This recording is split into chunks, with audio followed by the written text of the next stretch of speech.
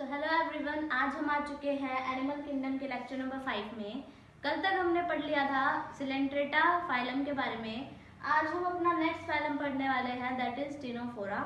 And Coelenterata phylum के characteristic features थे cnidoblast sales. Cnidoblast cell उधर का कैरेक्टरिस्टिक फीचर था। सो आज हम देखेंगे टिनोफोर्स। इनका नाम होता है कॉम्ब प्लेट्स या कॉम्ब जेलीज। इसमें अब आगे पता चलेगा आपको इनका ये नाम क्यों होता है। तो इसमें टिश्यू लेवल का ऑर्गेनाइजेशन होता है, यानी कि है ना यहाँ पर सेल से थोड़ा सा हम एडवांस बढ़ चुके हैं। यानी कि आपने पता है ना कि सिलेंट्रेट और टिनोफोरा में टिश्यू लेवल था, फिर प्लेटीहेल्मिन्थ्स में ऑर्गन्स बन जाते हैं। फिर यहाँ पर आती है radially symmetrical symmetry. Radially symmetrical कहाँ कहाँ पर थी? सिलेंट्रेटा में, टिनोफोरा में and adult stages of echinodermata में। ये थोड़ा थोड़ा याद रखो अच्छे से। डिप्लोप्लास्टिक इधर की जो है बॉडी वॉल्स है, यानी कि सिर्फ एक्टोडर्म और एंडोडर्म प्रेजेंट है। मीजोडर्म की जगह मीजोग्लिया प्रेजेंट है। Blind sac body plan. Blind sac body plan मतलब माउथ और एनस के लिए एक ही ओपनिंग है, अलग अलग ओपनिंग्स नहीं है।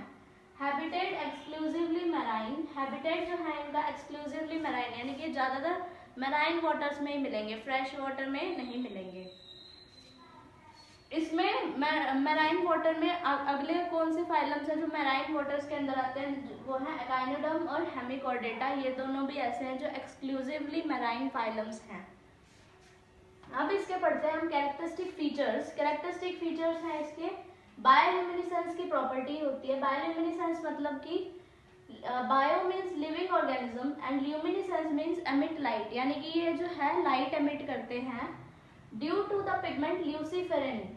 ल्यूसीफेरिन नाम का यहाँ पर एक पिगमेंट पाया जाता है। ल्यूसीफेरेंट नहीं है, ये लूसीफेरिन है। ल्यूसीफेरिन नाम का यहाँ पर एक पिगमेंट पाया जाता है, जिसकी वजह से ये क्या करते हैं? बायोल्यूमिनेसेंस की प्रॉपर्टी शो करते हैं। तो ल्यूसीफेरिन एंजाइम में क्या होता है, मतलब सॉरी पिगमेंट में क्या होता है? ये ओटो और एटीपी की हेल्प से ल्यूसीफेरेज एंजाइम की मदद से ऑक्सी ल्यूसीफेरिन में कन्वर्ट होता है। ये एक्साइटेड स्टेज है, जैसे इलेक्ट्रॉन का नहीं होता, वो इलेक्ट्रॉन है ना फर्स्ट लेवल में बैठे होते हैं, फर्स्ट एनर्जी लेवल में। हम उन्हें लाइट कोई एनर्जी वगैरह देते हैं तो वो है ना हायर ऑर्बिटल्स में चले जाते हैं एक्साइटेड स्टेट में। वैसे ये है कि ये लूसीफेरिन था, हमने एनर्जी दी और ऑक्सीजन दिया तो ये हायर ऑक्सीडेशन स्टेट में चला गया। एंड नाउ इसने अपनी जो एनर्जी है वो ज़्यादा अनस्टेबल रह नहीं सकता, क्योंकि स्टेबिलिटी कहाँ मिलती है? जहाँ पर सबसे कम एनर्जी होती है।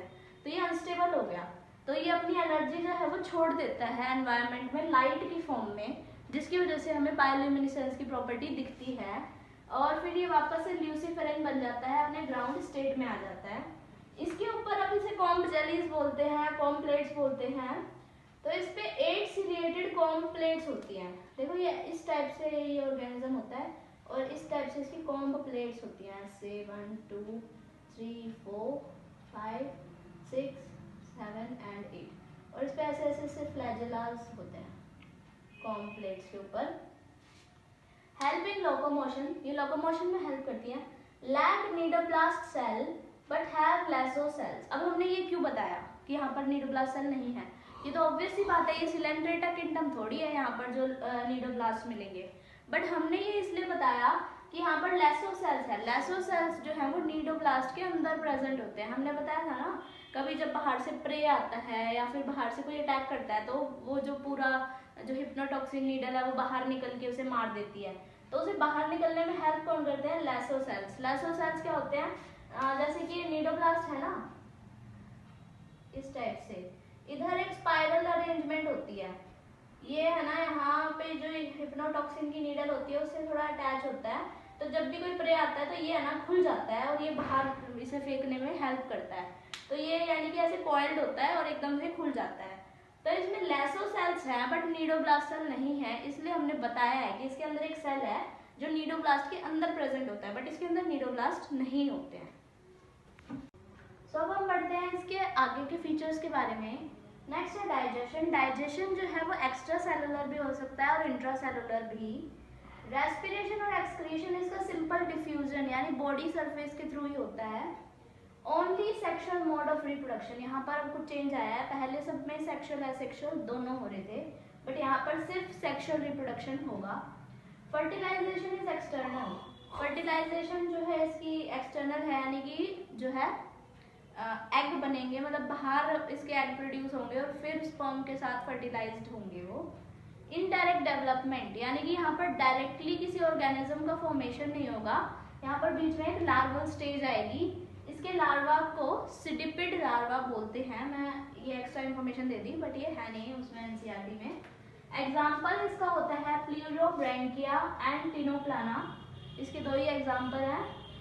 So thank you so much, आज के लिए इतना ही। अगले लेक्चर में हम पढ़ने वाले हैं हमारा नेक्स्ट फाइलम जो कि है प्लैटीहेल्मिन्स, जिन्हें हम फ्लैटवर्म्स भी बोलते हैं। सो आज का हमारा ये जो कंप्लीट हो चुका है टिनोफोरा तक, इसे अच्छे से रिवाइज करके आना। थैंक यू सो मच, आज के लिए इतना ही। मेरी वीडियो को लाइक करो, सब्सक्राइब करो और शेयर करो।